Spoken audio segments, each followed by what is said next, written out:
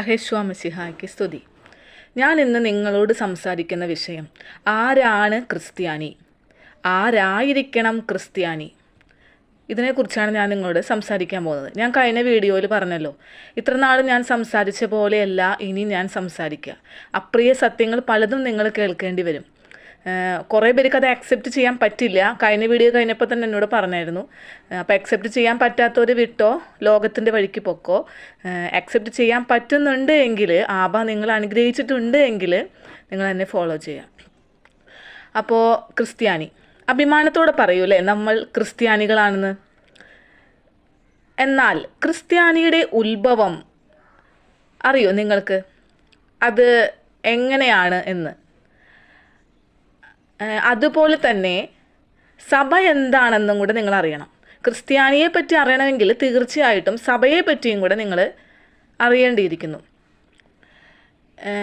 ചിലവരൊക്കെ പറഞ്ഞു, ഞങ്ങളെപ്പോഴും പറയുമല്ലോ നിങ്ങളുടെ അടുത്ത്, സഭയിൽ പോകാതെ കഥ കടച്ചിരുന്ന് നമ്മുടെ അപ്പനോട് മൗനമായി പ്രാർത്ഥിക്കുക, ആ ബന്ധം നിലനിർത്തുക, യാതൊരു സഭയിലും പോകണ്ട എന്നൊക്കെ. അപ്പോൾ അത് കേൾക്കുമ്പോൾ കുറേ പേർക്ക് സംശയം ഉണ്ടാകാം. ബൈബിളിൽ തന്നെ പറയുന്നുണ്ടല്ലോ സഭയിൽ പോകണമെന്ന്, അപ്പോൾ നിങ്ങൾ എന്താ അങ്ങനെ പറയുന്നതെന്ന് പറഞ്ഞ് സംശയം ഉണ്ടാവും.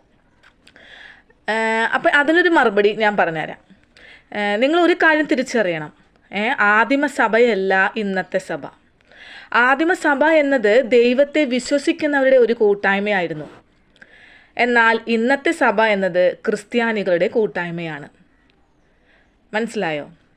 ഒന്നുകൂടി ക്ലിയർ ആക്കി തരാം. അതായത് ആദിമസഭയും ക്രിസ്ത്യാനിയും തമ്മിൽ ഒരു വ്യത്യാസമുണ്ട്. ആദിമസഭ വിശ്വസിച്ചിരുന്നത് ദൈവത്തിലായിരുന്നു, എന്നാൽ ക്രിസ്ത്യാനി വിശ്വസിക്കുന്നത് സഭയിലാണ്. ഈ ദൈവം ഒരിക്കലും ഞാൻ ക്രിസ്ത്യാനിയുടെ ദൈവമാണെന്ന് പറഞ്ഞിട്ടില്ല. ബൈബിളിലൊക്കെ നമുക്ക് എടുത്ത് നോക്കാം, ഇസ്രായേലിൻ്റെ ദൈവമാണെന്നാണ് പറഞ്ഞിട്ടുള്ളത്. അന്ത്യോക്യായിൽ വെച്ച് യേശുവായിൽ വിശ്വസിച്ചിരുന്ന ആളുകളെ അവിടുത്തെ നാട്ടുകാരിട്ട പേരാണ് ഈ ക്രിസ്ത്യാനി എന്ന്, ക്രിസ്തുവിൻ്റെ അനുയായികൾ എന്ന് നമ്മളെ പഠിപ്പിക്കുന്നു അല്ലേ. ബൈബിൾ ക്രോഡീകരിച്ചത് AD 2-ാം നൂറ്റാണ്ടോടുകൂടിയാണ്. യേശുവിൻ്റെ മരണശേഷം 200 വർഷം ക്രൂരമായി മതപീഡനം നടന്നിരുന്ന കാലമാണ്. പലരെയും വഴിവിളക്കായി കത്തിച്ച് നിർത്തിയിരുന്നു. ചുറ്റും തുണിയൊക്കെ, വെള്ള തുണിയൊക്കെ ചുറ്റിയിട്ട് കത്തിച്ച് നിർത്തിയിട്ടുണ്ട്. സിംഹങ്ങളുടെ മുൻപിൽ ഇട്ട് കൊടുത്തിട്ടുണ്ട്. പച്ചയ്ക്ക് തോലുരിഞ്ഞിട്ടുണ്ട്. എണ്ണയിൽ വറുത്തെടുത്തിട്ടുണ്ട്. ഇതൊക്കെ അവരുടെ വിശ്വാസം തെളിയിക്കാൻ വേണ്ടിയിരുന്നു അന്ന് ആ കാലത്ത്. ആ നരയാട്ട് അവസാനിച്ചത് കോൺസ്റ്റന്റൈൻ ചക്രവർത്തിയിലൂടെയാണ്. അതായത് ഒരു ദിവസം കോൺസ്റ്റൈൻ ചക്രവർത്തി യുദ്ധത്തിൽ തോൽക്കും എന്നുള്ള ഉറപ്പ് അവസാന നിമിഷത്തിലായി. ആ സമയത്ത് അദ്ദേഹം ഇങ്ങനെ മട്ടുപ്പാവിൽ ഉലാത്തുകയായിരുന്നു. ആ തോൽവിയുടെ വക്കിലെത്തി നിന്നപ്പോൾ അയാൾ വിശ്വസിച്ചു കൊണ്ടിരുന്ന ദേവന്മാരൊന്നും അയാളെ രക്ഷിച്ചില്ല എന്ന് കണ്ട് അയാൾ മട്ടുപ്പാവിൽ ഉലാത്തുമ്പോൾ, ക്രിസ്ത്യാനിയുടെ ദൈവമേ എന്ന് പ്രാർത്ഥിച്ച്, നീ യഥാർത്ഥത്തിൽ ജീവിക്കുന്ന ദൈവമാണ് എങ്കിൽ ഈ യുദ്ധത്തിൽ എനിക്ക് വിജയം നൽകുക, അങ്ങനെയാണെങ്കിൽ നിന്നെ ഞാൻ സ്വീകരിക്കും എന്ന് പറഞ്ഞു.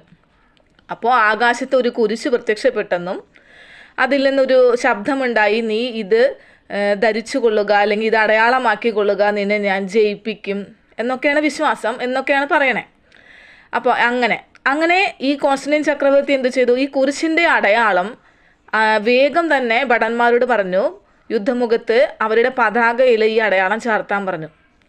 അങ്ങനെ തോൽവിയുടെ അറ്റത്ത് നിന്നിരുന്ന അവർ ആ യുദ്ധത്തിന് ജയിച്ചു. ഈ സംഭവത്തോടെയാണ് റോമാ സാമ്രാജ്യം മുഴുവനും യേശുവായിൽ വിശ്വസിക്കാനിടയായത്. അതുവരെ ഈ റോമാ സാമ്രാജ്യം വിശ്വസിച്ച് പോന്നിരുന്നത് സൂര്യദേവനിലായിരുന്നു. അതായത് AD 336 കോൺസ്റ്റന്റൈൻ ചക്രവർത്തി ഡിസംബർ 25 ക്രിസ്മസ് എന്ന് പ്രഖ്യാപിച്ചത്. ഞാൻ കഴിഞ്ഞ വീഡിയോയിലൊക്കെ പറഞ്ഞല്ലോ, ക്രിസ്മസ് ഡിസംബർ 25 കാഹള പെരുന്നാളിൻ്റെ എന്നാണ്. അത് സാത്താൻ സഭയിലേക്ക് കടന്നു വന്ന് നമ്മളെ പഠിപ്പിച്ചതാണ് എന്നൊക്കെ ഞാൻ പറഞ്ഞിരുന്നല്ലോ. അപ്പോൾ അങ്ങനെ അന്ന് മുതലാണ് ഡിസംബർ 25 ക്രിസ്മസ് ആയിട്ട് ആ കോൺസ്റ്റന്റൈൻ ചക്രവർത്തി പ്രഖ്യാപിച്ചത്. അതിൽ എന്താണെന്ന് വെച്ചാൽ അതിൻ്റെ പിൻപിൽ ഒരു രഹസ്യമുണ്ട്. അതായത് AD 336 വരെ ഈ റോമാ സാമ്രാജ്യത്തിലെ എല്ലാവരും സൂര്യനെ ആയിരുന്നു ദേവനായിട്ട് കണ്ടിരുന്നത്. സൂര്യൻ്റെ പെരുന്നാളായിരുന്നു അവരുടെ അന്നത്തെ വിശ്വാസം. എന്താ പറയുക, ആ പെരുന്നാളിന് ആയിരുന്നു അവർ ഏറ്റവും കൂടുതൽ ഇമ്പോർട്ടൻ്റ് കൊടുത്തിരുന്നത്. സോളാസ് ഇൻവിക്ടസ് എന്നായിരുന്നു ആ പെരുന്നാളിൻ്റെ പേര്. അങ്ങനെ യൂറോപ്യൻ രാജ്യങ്ങളെ നിങ്ങൾ എടുത്ത് നോക്കിയിട്ടുണ്ടെങ്കിൽ നിങ്ങൾക്ക് മനസ്സിലാവും പകലിൻ്റെ ദൈർഘ്യം കുറവും രാത്രി കൂടുതലുമാണ്. അതായത് സൂര്യൻ ഉദിച്ചു വരുമ്പോഴേ ഒരു നേരം ആവും, അങ്ങനെയാണ്. അപ്പം അങ്ങനെ ഇരുന്ന ആ കാലത്ത് ഡിസംബർ 25 അന്ന് മുതൽ ഈ സൂര്യൻ്റെ ദൈർഘ്യം കൂടുതലായിരുന്നു, അതായത് പകലിൻ്റെ ദൈർഘ്യം കൂടുതലായിരുന്നു. അതുകൊണ്ട് രാത്രിയെ തോൽപ്പിച്ചു വരുന്ന സൂര്യനെ അവർ ആരാധിച്ചു പോന്നു. മനസ്സിലായോ? ഈ സൂര്യൻ്റെ ദൈർഘ്യം കൂടി വരുന്ന ദിവസമാണ് ഈ ഡിസംബർ 25. അപ്പോൾ ഈ ദിവസമാണ് കോൺസ്റ്റന്റൈൻ ചക്രവർത്തി എടുത്തിട്ട് അത് ക്രിസ്തുവിൻ്റെ ജന്മദിനമാണ് എന്ന് പറഞ്ഞ് പഠിപ്പിച്ച് ക്രിസ്മസ് ആക്കി മാറ്റിയത്. ആ രാജാവിൻ്റെ ഈ നാണയങ്ങളൊക്കെ കണ്ടിട്ടുണ്ടെങ്കിൽ നമുക്ക് കറക്റ്റായിട്ട് മനസ്സിലാവും ഈ സൂര്യദേവനെ ആരാധിച്ചിരുന്ന പഠിപ്പിക്കലാണ് എന്ന്. പിന്നീടാണ് അത് ഡിസംബർ 25 ക്രിസ്മസ് ആയിട്ട് മാറിയത്. അതെന്തിനാണ്?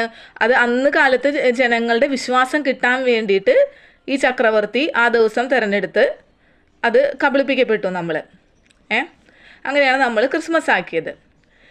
ശരിക്കും പറഞ്ഞാൽ ഈ കോൺസ്റ്റന്റൈൻ ചക്രവർത്തിയിലൂടെ സാത്താൻ പ്രവർത്തിക്കുകയായിരുന്നു. അതായത് ആദിമസഭയിൽ അപ്പസ്തോലന്മാർ വിതച്ച ദൈവവചനങ്ങളുടെ വിത്തുകൾക്കിടയിൽ സാത്താൻ കളകളും കൂടി വിതച്ചു. ആ കളകളുടെ വിത്തുകൾ വളർന്ന് ഇന്നും ക്രിസ്ത്യാനികളെ ഒന്നടങ്കം നരകത്തിലേക്ക് നയിക്കുന്നു. ഇതാണ് ക്രിസ്ത്യാനിയുടെ ഉത്ഭവകഥ. നിങ്ങൾക്ക് മുൻപത്തെ വീഡിയോയിൽ ഞാൻ പറഞ്ഞിട്ടുണ്ടല്ലോ, ഇങ്ങനെയാണ് ക്രിസ്ത്യാനി ഉത്ഭവിച്ചത്. പിന്നീട് അവിടുന്ന് അറിയാലോ, നിത്യവിശ്വാസ പ്രമാണത്തിലൊരു സുനഹദോസ് കൂടി തീരുമാനിച്ചു, സഭയാക്കി. സഭ പിന്നെ നമ്മളെ കാരണന്മാരൊക്കെ അനുസരിച്ച് പോകുന്നു, നമ്മളും അതനുസരിച്ച് പോകുന്നു. അങ്ങനെയാണ് ക്രിസ്ത്യാനിയുടെ ഉത്ഭവ കഥ. അന്ന് ആരംഭിച്ച ഈ സൂര്യ ആരാധന ഇന്നും സഭയിൽ തുടരുകയാണ്. അതല്ല രസം. അറിയാതെ എല്ലാ ക്രിസ്ത്യാനികളും അതിനെ സാത്താനെ കുമ്പിട്ട് വണങ്ങുകയാണ്. സാത്താൻ ഹാപ്പി. ഇത് ചൂണ്ടിക്കാട്ടുന്ന ഞങ്ങൾ സാത്താൻ്റെ മക്കൾ. സാത്താനെ ആരാധിക്കുന്ന നിങ്ങൾ ദൈവത്തിൻ്റെ മക്കൾ. കാലം പോണ പോക്കേ. പക്ഷെ നമുക്ക് വേണ്ടത് ദൈവത്തിൽ നിന്നുള്ള പുകഴ്ചയാണ്, മനുഷ്യരുടെ പുകഴ്ചയല്ല. മനസ്സിലായോ? അതുകൊണ്ട് ഞങ്ങൾക്കിതൊന്നും കാര്യമില്ല. അപ്പോൾ ഇതാണ് ക്രിസ്ത്യാനി. ഇനി ഞാൻ പറയുന്നത് നിങ്ങൾ ശ്രദ്ധിച്ചു കേട്ടോ. നിങ്ങൾ ദൈവത്തെ സ്നേഹിക്കുന്നവരാണ് എങ്കിൽ ഇനി എന്തായിരിക്കണം ക്രിസ്ത്യാനി, അതിനെ പറ്റിയാണ് ഞാൻ ഈ പറയാൻ പോകുന്നത്. എല്ലാവരും പറയൂല എനിക്ക് ജീവനാണ്, യേശുവാ എനിക്ക് ജീവനാണ്, ഞാൻ ആരുമില്ലാണ്ട് ഒറ്റപ്പെട്ടപ്പോൾ എനിക്കൊക്കെ ദൈവമായിരുന്നു, ദൈവം കഴിഞ്ഞ് എനിക്ക് ആരുതൊക്കെ വായ കൊണ്ട് പറയാൻ ആർക്കും സാധിക്കും, പ്രവർത്തിച്ച് കാണിച്ചു കൊടുക്കാനാ പാട്. മനസ്സിലായോ? നിനക്ക് സഭ വേണോ ദൈവം വേണോ? മനസ്സിലായോ? അത് അറിഞ്ഞ് തിരിഞ്ഞ് നടക്കുമ്പോൾ അത് അത്ര എളുപ്പമല്ല. മനസ്സിലായോ? ഞാനിപ്പോൾ അനുഭവിച്ചുകൊണ്ടിരിക്കാം. ഒട്ടും എളുപ്പമല്ല. ആരും നമ്മുടെ കൂടെ ഉണ്ടാവില്ല. മനസ്സിലായോ? സഹിഷ്ണുത ഒരു വിശ്വാസിക്ക് അത്യാവശ്യമാണെന്ന് ബൈബിൾ പറയുന്നുണ്ടെങ്കിൽ അത് സഹിക്കുക തന്നെ വേണം, സഹനശക്തി വേണം. അല്ലാണ്ട് കാലത്തിൻ്റെ കുത്തൊഴുക്കിൽ യാത്ര ചെയ്യുമ്പോൾ എന്ത് സഹിക്കാനുള്ളത്? അവരുടെ പിന്നാലെ അങ്ങോട്ട് പോകുന്നു, എന്നിട്ട് പറയും ദൈവമാണ് എനിക്ക് ജീവൻ എന്ന്. അത് വെറുതെ വായിലൂടെയുള്ള വർത്താനം മാത്രം. അപ്പം ഞാനിനി നിങ്ങളോട് പറയാൻ പോകുന്നത് ആരായിരിക്കണം ക്രിസ്ത്യാനി എന്നാണ്. അതിന് നാം സാത്താനെ തിരിച്ചറിയണം. സാത്താനെ തിരിച്ചറിഞ്ഞ് സാത്താനെതിരെ പോരാടണം, എതിർത്ത് പോരാടണം. നിന്റെ ചുറ്റുമുള്ള കളകൾ മാറ്റിയാലേ നിന്നെ ദൈവത്തിന് കാണാനാകൂ. അതും സത്യസുവിശേഷത്തെ മുറുകെ പിടിച്ചുകൊണ്ട്. ക്രിസ്ത്യാനി കഷ്ടം സഹിക്കാനുള്ളതാണ്, അല്ലാതെ ഉടലോടുകൂടി സ്വസ്ത്രം പറഞ്ഞ സൂത്രത്തിൽ സ്വർഗത്തിൽ പോകാനുള്ളതല്ല. മനസ്സിലായോ?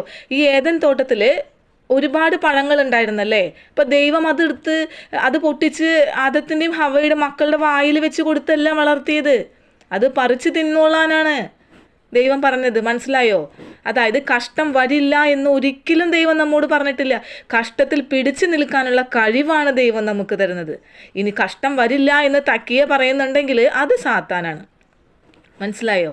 യഥാർത്ഥ ദൈവം നമ്മൾ കഷ്ടത്തിൽ പിടിച്ചു നിൽക്കാനുള്ള ശേഷി തരും. അതാണ് യഥാർത്ഥ ദൈവം.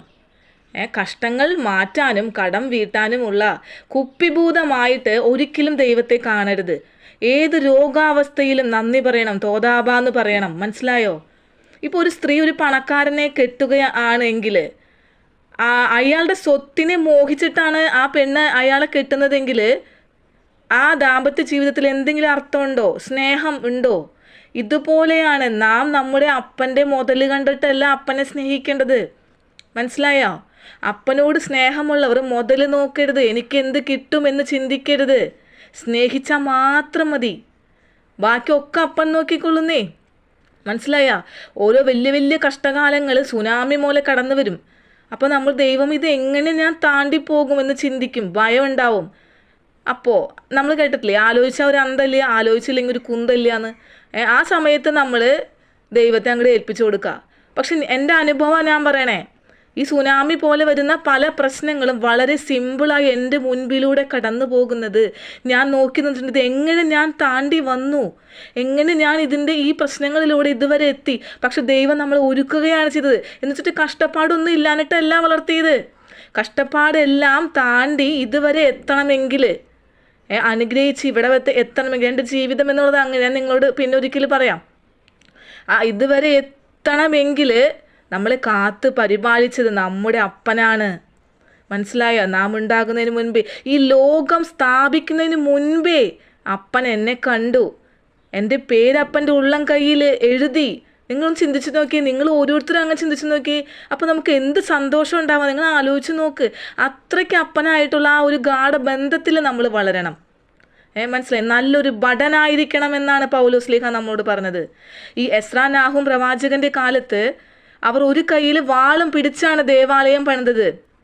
നിങ്ങൾ ചിന്തിച്ചു നോക്ക്. ദാവീദ്, സാംസൺ, ഏലിയ, പത്രോസ്, പൗലോസ്ലീഹ, ഈ ശിഷ്യന്മാരൊക്കെ നോക്കുകയാണെങ്കിൽ ദൈവാത്മാവ് വന്നിറങ്ങിയപ്പോൾ യുദ്ധമാണ് ചെയ്തത്, പ്രതിഷേധിക്കുകയാണ് ചെയ്തത് അല്ലേ? ദാവീദ് ഗോലിയാത്തിനെ ദൈവാത്മാവ് ഇറങ്ങി വന്നപ്പോൾ ചവണ കൊണ്ട് അടിച്ച് എന്താ പറയുക, പൊക്കാൻ പോലും, ആ വാള് പൊക്കാൻ പോലുള്ള ശേഷി ആ ബാലനുണ്ടായില്ല. അത് എടുത്ത് കുത്തിക്കൊന്നു അല്ലേ ദൈവാത്മാവ് വന്നപ്പോൾ. ഓരോരുത്തരും എടുത്ത് നോക്കിക്കോ. സാംസൺ എടുത്ത് നോക്കിക്കോ, ഏലിയാവ്, പത്രോസ്ലീഹ, അനനിയാസ് വന്നപ്പോൾ നുണ പറഞ്ഞപ്പോൾ ഒരു വാക്കാലെ കൊന്നില്ലേ. അതായത് ദൈവാത്മാവ് കടന്നു വരുമ്പോൾ എപ്പോഴും സ്വസ്ത്രം സ്തുതി മാത്രമല്ല വരിക. ആ സമയത്ത് ശക്തി വരുന്നത് സാത്താനോട് പ്രതികരിക്കാനാണ്. അല്ലാതെ സ്വസ്ത്രം പറഞ്ഞ് സൂത്രം കാണിക്കുകയല്ല അവർ ചെയ്തത്.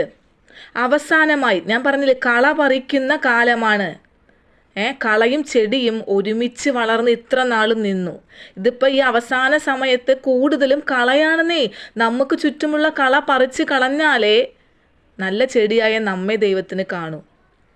AD 600 വെളിച്ചദൂതൻ വന്ന് കള വിതച്ചത് അറിയാത്ത ക്രിസ്ത്യാനിയെ അവസാനം യേശുവാ വരുന്നത് നീ എങ്ങനെ തിരിച്ചറിയും?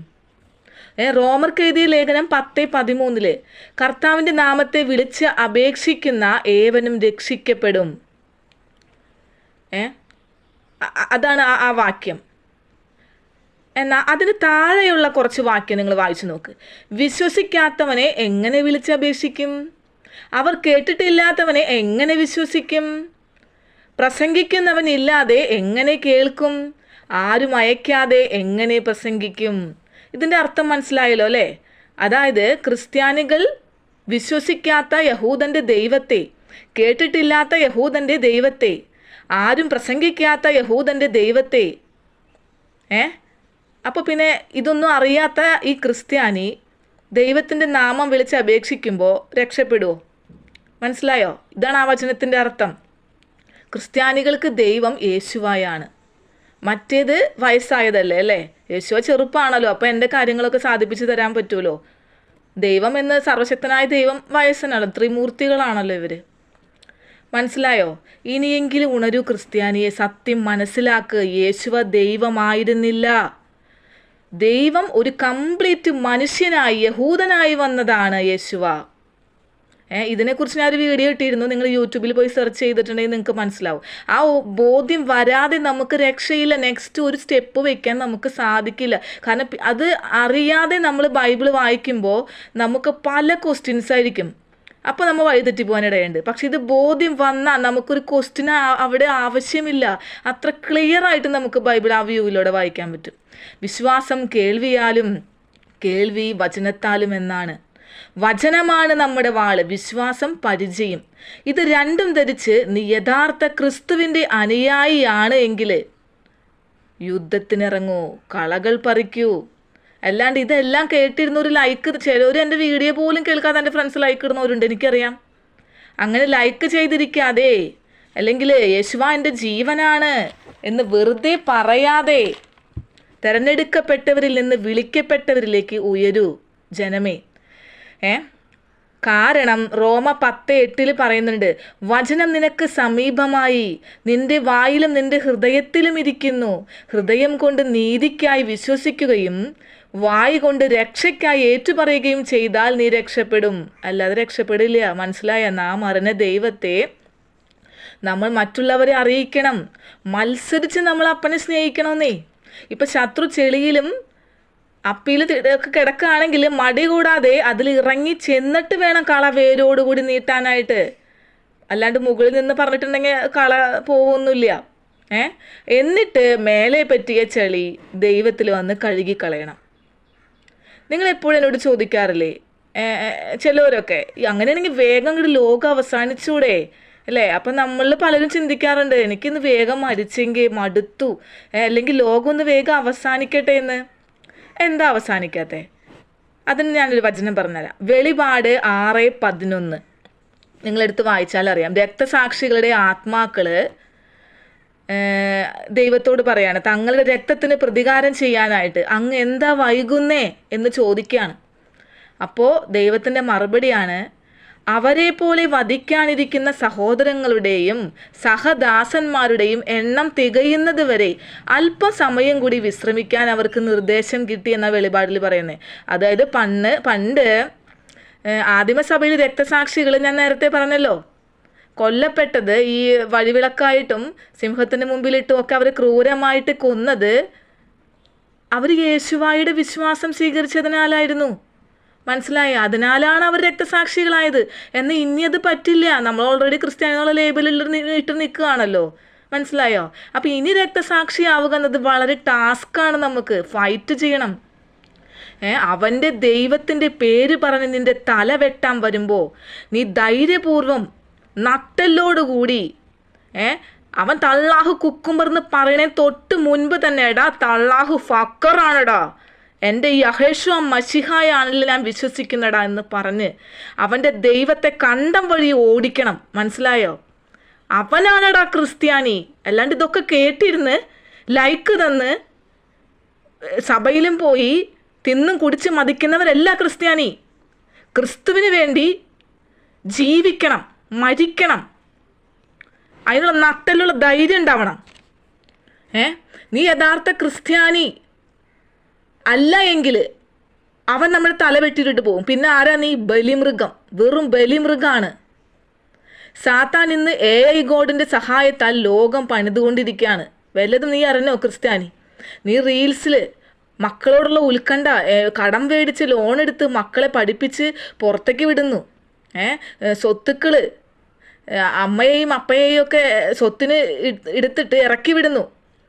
അങ്ങനെ നിൻ്റെ ചിന്തകൾ അങ്ങനെ ജോലി, വീട് അതൊക്കെ മാറ്റി വെച്ചിട്ട്, നിൻ്റെ ആർത്തി മാറ്റി വെച്ചിട്ട് നീ ചുറ്റും കണ്ണോടിക്ക്. ഈ ലോകത്ത് എന്താ നടക്കുന്നതെന്ന് പലരോടും പല കാര്യങ്ങൾ ചോദിച്ചപ്പോൾ അവരൊന്നും കേട്ടിട്ടില്ല. അവർക്കൊന്നും കേൾക്കാൻ നേരമില്ല. ന്യൂസ് വായിക്കാനോ അല്ലെങ്കിൽ ലോകത്തെ പറ്റി അറിയാനോ ആർക്കും ഇൻട്രസ്റ്റ് ഇല്ല. എല്ലാവരും ഒരു കുത്തൊഴുക്കിൽ അങ്ങനെ പോകുന്നു. ഈ നേരത്തെ ഞാൻ കഴിഞ്ഞ വീഡിയോയിൽ പറഞ്ഞല്ലോ, പട്ടിക്ക് എല്ലും കഷ്ണം ഇട്ട് തരണോണം, അവർ ഓരോന്ന് ഇട്ട് തരും, നമ്മളതിൻ്റെ പിന്നാലെ അങ്ങോട്ട് പോകും. അപ്പോൾ പിന്നെ അവരെ വാച്ച് ചെയ്യില്ലല്ലോ നമ്മൾ. നിൻ്റെ ചുറ്റും തീവ്രവാദം നടമാടുമ്പോൾ നീ കണ്ണടച്ച് പാല് കുടിച്ചിട്ട് എന്ത് കാര്യം? പെര വിഴുങ്ങാൻ വരുന്ന സാധനത്തിന് വാതിലടച്ചിട്ടിട്ട് വല്ല കാര്യമുണ്ടോ? അവൻ പെര അടക്കം വിഴുങ്ങിക്കൊണ്ടാണ് പോകുന്നത്. എല്ലാ മേഖലയിലും സാത്താൻ്റെ മതം നമുക്കിടയിൽ പ്രാക്ടീസ് ചെയ്തുകൊണ്ടിരിക്കുകയാണ്. ഞാൻ എപ്പോഴും നിങ്ങളോട് പറയാറില്ലേ, 2 ശത്രുക്കളാണ് ഒരു ദൈവ പൈതലിനുള്ളതെന്ന്. ആ 2 ശത്രുക്കൾ കഴിഞ്ഞ വീഡിയോയുടെ അവസാനം ഞാൻ പറഞ്ഞിരുന്നത് 2 ശത്രുക്കൾ, ലോകാധിപന്മാരും ദുഷ്ടാത്മസേനകളും. നമ്മൾ ഈ ക്രിസ്ത്യാനികളുടെ പല പ്രാർത്ഥനയിലും അത് വരുന്നുണ്ട്, ഈ 2 പേരാണ്. പക്ഷെ ഇത് ആരാണെന്ന് ആർക്കും അറിയില്ല. മനസ്സിലായോ? ഞാൻ കഴിഞ്ഞ വീഡിയോയുടെ ലാസ്റ്റ് പറഞ്ഞ വാക്ക് ഇത്. നമ്മുടെ ശത്രുക്കൾ ലോകാധിപന്മാരും ദുഷ്ടാത്മസേനകളും. ബുദ്ധിയുള്ളവൻ ഗ്രഹിക്കട്ടെ എന്നാ. ബുദ്ധി ഉണ്ടോ ക്രിസ്ത്യാനിയെ? നിങ്ങൾ ചിന്തിച്ചോ? ആരാണ് ഈ ലോകാധിപന്മാർ? ആരാണ് ഈ ദുഷ്ടാത്മസേനകൾ? ഇന്ന് ലോകാവസാനത്തിൽ സാത്താൻ ഈ 2 രൂപത്തിലാണ് അവൻ നമ്മെ ചുറ്റി വരുന്നു നിൽക്കുന്നത്. അവൻ 2 തലയാണ്, തലയിലും തല, വാലിലും തല. ഈ ഇരുതലമൂരി എന്ന് കേട്ടിട്ടില്ലേ? അതുപോലെയുള്ള ഒരു സർപ്പം. അതിൻ്റെ ഒരു തല ഇലുമിനാലിറ്റീസ്, മറ്റേ തല ഇസ്ലാം തീവ്രവാദം. അവസാനം എന്താകും? ഇത് രണ്ടും ഒന്നാകും. ഈ വീഡിയോ ഇനി ഫേസ്ബുക്കിൽ ഡിലീറ്റ് ആവുമെന്ന് എനിക്ക് അറിഞ്ഞൂടാ കേട്ടോ. കാരണം ഇങ്ങനെയുള്ള കുറച്ച് കാര്യങ്ങൾ പറഞ്ഞതുകൊണ്ട് കഴിഞ്ഞ വീഡിയോ ഡിലീറ്റ് ആയിപ്പോയി. ഞാൻ കുറേ പ്രാവശ്യം ഇട്ടിട്ടും ഡിലീറ്റ് ആയിപ്പോയി. അങ്ങനെയാണെങ്കിൽ നിങ്ങളിത് യൂട്യൂബിൽ സെർച്ച് ചെയ്ത് കണ്ടോളൂ. അപ്പോൾ നമ്മൾ ചെറുത്ത് നിന്ന് തോൽപ്പിക്കേണ്ടത് ആരെയാണ്? ഇവരെയാണ്. അവരെ ധൈര്യപൂർവ്വം നേരിടുന്നവനാണ് രക്തസാക്ഷി, അല്ലെങ്കിൽ വെറും ബലിമൃഗമാണ്. ഈ ലോകത്തെക്കുറിച്ച് നിനക്കൊക്കെ അറിയാം അല്ലേ? നിന്നെക്കുറിച്ച് നിനക്കറിയോ? നീ ആരാണ്? ആ ഒരു ആൻസറാണ് നമുക്ക് കിട്ടേണ്ടത്. നമ്മൾ നമ്മളുടെ മനസ്സിനോട് ചോദിക്കണം, ആത്മാവിനോട് ചോദിക്കണം, നീ ആരാണ്? എന്താ നിൻ്റെ ആത്മാവ്? എന്താണ്? ഈ മരണശേഷം നീ എങ്ങോട്ടാ പോകുന്നേ? ഇതൊക്കെ നിങ്ങൾ ചിന്തിച്ചിട്ടുണ്ടോ? നമ്മുടെ ഈ ശരീരം എന്നത് നാളെ പുഴുവരിക്കാനുള്ളതാണ്. അതുകൊണ്ട് നിങ്ങൾ ശരീരത്തെപ്പറ്റി ചിന്തിക്കില്ലേ, ആത്മാവിനെ പറ്റി ചിന്തിക്കേ. ദൈവം വചനം കൊടുത്തത് യഹൂദനാണ്. അപ്പോൾ യഹൂദനോട് കൂടി ഒട്ടി നിൽക്കാതെ, വളം വലിച്ചെടുക്കാതെ വേറെറുക്കാൻ നോക്കുകയാണ് ഇന്നത്തെ ക്രിസ്ത്യാനി. ഞാൻ പറഞ്ഞില്ല നേരത്തെ, ദൈവം ക്രിസ്ത്യാനിയുടെ ദൈവമാണെന്ന് പറഞ്ഞിട്ടില്ല. ദൈവം അഭിമാനം കൊണ്ടത് ഞാൻ ഇസ്രായേലിൻ്റെ ദൈവമാണ്, അബ്രാഹത്തിൻ്റെയും ഇസഹാക്കിൻ്റെയും യാക്കോബിൻ്റെ ദൈവമാണെന്ന് പറഞ്ഞിട്ടാണ്. പിന്നെ ക്രിസ്ത്യാനിയെ നിനക്ക് എന്തുണ്ട് അഭിമാനിക്കാനായിട്ട്? എന്തുകൊണ്ടാണ് ഈ തീവ്രവാദികൾ യഹൂദനെ ഇത്ര ദേഷ്യം, പക എന്താണ് നിങ്ങൾക്കറിയാം? അതുപോലെ തന്നെ പേടിയും. അതെന്താണ്? അവസാനത്തെ യഹൂദൻ മരിക്കുന്നത് വരെ ഞങ്ങൾക്ക് വിശ്രമമില്ല എന്നാണ് അവർ പറയുന്നത്. അതെന്തുകൊണ്ടാണ്? കാരണം യഹൂദർ എന്നത് ഒരു വേർപെട്ട ജനമാണ്. എത്ര നശിപ്പിച്ചാലും അവർ നശിക്കില്ലെന്നേ. നമ്മളത് കണ്ടുകൊണ്ടിരിക്കുകയല്ലേ ഇപ്പോൾ. ഒരു കുറ്റി അവശേഷിക്കും, മനസ്സിലായി? അത് ഉലയ്ക്കാൻ പോലും പറ്റില്ല. ഇന്നിപ്പോൾ ഇസ്രായേൽ ഒരേ സമയം എത്ര രാജ്യങ്ങളോടാണ് യുദ്ധം ചെയ്യുന്നേ? ഇല്ലേ? അപ്പം നമ്മൾ വിചാരിക്കും, ഓരോ യുദ്ധം കഴിയുമ്പോൾ വിചാരിക്കും ഇസ്രായേൽ സാമ്പത്തികമായിട്ട് തകർന്നിട്ടുണ്ടാവും, ഇനിയിപ്പോൾ അവർ തകർന്നുണ്ടാവും എന്നാണ് നമ്മൾ ചിന്തിക്കണേ. പക്ഷേ ഈ പ്രാവശ്യം അവരുടെ പെർ ക്യാപിറ്റ ഇൻകം എന്നത് $52. ഈ പ്രാവശ്യത്തെ സ്റ്റോക്ക് എക്സ്ചേഞ്ചിൽ 23% അവർക്ക് വർധനവുണ്ടായത്. മനസ്സിലായോ? നിങ്ങൾ ഒരു കാര്യം ഇപ്പോൾ അറിഞ്ഞോന്ന് എനിക്കറിയില്ല, അറിഞ്ഞിട്ടുണ്ടാവും നിങ്ങളെല്ലാവരും. ഞാൻ അതും കൂടെ ഓർമ്മിപ്പിക്കാം അറിയാത്തവർക്ക്. അതായത് ഇസ്രായേലിൻ്റെ ദേശീയ സുരക്ഷാ മന്ത്രി ഇത്തമാം ബെൻഗ്യൂർ ടെമ്പിൾ മൗണ്ട് സന്ദർശിച്ചു. അതായത് അലക്സ മോസ്ക്, അതായത് നമ്മുടെ ജെറുസലേം ദേവാലയം ഇരുന്ന സ്ഥലം. ശരിക്കും ആ ടെമ്പിൾ മൗണ്ടിൻ്റെ ഭരണം ജോർദാനാണ്, പക്ഷെ അതിൻ്റെ സുരക്ഷ നോക്കുന്നത് ഇസ്രായേൽ പോലീസാണ്. 11 ഗേറ്റ് ഉള്ളതിൽ ഒരു ഗേറ്റ് മാത്രമാണ് ആ മുസ്ലിമുകൾക്ക് അവരനുവദിച്ചിട്ടുള്ളൂ. ഈ ടെമ്പിൾ മൗണ്ടിൽ പോകണമെങ്കിൽ ബെഞ്ചമിൻ നെതന്യാഹുവിൻ്റെ അനുവാദം വേണം, അറിയോ? അപ്പോൾ ജോർദാൻ പറഞ്ഞിരിക്കുന്ന ഒരു കാര്യം എന്താണെന്ന് വെച്ചാൽ, ഈ ടെമ്പിൾ മൗണ്ടിൽ അമുസ്ലിംകൾക്ക്, മുസ്ലിം അല്ലാത്തവർക്ക് ആരാധന പാടില്ല എന്ന ഒരു കണ്ടീഷനാണ് അവർ ഇസ്രായേലിനോട് പറഞ്ഞിട്ടുള്ളത്. ഈ നിയമം നിലവിലിരിക്കെയാണ് ധൈര്യപൂർവ്വം യഹൂദിസ്റ്റായ ഇത്തമാം ബെൻഗ്യൂർ അവിടെ പോയി പ്രാർത്ഥിച്ചത്. ആ ഒരു വാക്ക് കേട്ടോ, പ്രാർത്ഥിച്ചത്. അദ്ദേഹം പറഞ്ഞു, ഞാൻ അവിടെ പോയി ഇസ്രായേലിനും ഇസ്രായേലിൻ്റെ സൈനികർക്കും വേണ്ടി പ്രാർത്ഥിച്ചു എന്ന്. മനസ്സിലായോ? ആ പ്രാർത്ഥിച്ചു എന്ന് പറഞ്ഞ ഒരു വാക്കിലാണ് ഇപ്പോൾ ആകെ പ്രശ്നമായിട്ടിരിക്കണേ. ഇതിലും വലിയ അടി ജോർദാനിന് കിട്ടാനുണ്ടോ? അതായത് 2023 ഒക്ടോബർ 7 അവിടെ ഉണ്ടായ തീവ്രവാദ ആക്രമണ നരഹത്യക്ക് അവർ പേരിട്ടത് എന്തായിരുന്നു? അലക്സ ഫ്ലഡ്, ചോരപ്രളയെന്ന്. മനസ്സിലായി? അപ്പോൾ അത്രയ്ക്കും അവരതിനെ സ്നേഹിക്കുന്നുണ്ട്. അതിൽ നിന്ന് നമുക്ക് മനസ്സിലാക്കാൻ സാധിക്കും ആ സ്ഥലത്തിന് അവർ കൊടുക്കുന്ന ഒരു പ്രാധാന്യം. അതായത് CE 637 ഇസ്ലാമാണ് അത് പിടിച്ചെടുത്ത് വഖഫ് ചെയ്തതാണ്. മനസ്സിലായോ? അങ്ങനെ അതും നടന്നു. അതോടുകൂടിയാണ് ഇപ്പോൾ ഈ തീവ്രവാദികൾക്ക് ഒരു അടി കിട്ടിയോണായി. അവർക്ക് മറുപടിയായിട്ട്, അതായത് അവർ പരാതി കൊടുത്തപ്പോൾ അവർക്ക് മറുപടിയായിട്ട് ബെഞ്ചമിൻ നെതന്യാഹുവിൻ്റെ ഓഫീസിൽ നിന്ന് അവർക്ക് വന്ന സന്ദേശം ഇതായിരുന്നു: തൽസ്ഥിതി തുടരുമെന്ന്. മനസ്സിലായ? അങ്ങനെ ജോർദാനും കളത്തിലേക്ക് ഇറങ്ങുകയാണ്. നാം എന്താ ഇതിൽ നിന്ന് മനസ്സിലാക്കണ്ടേ?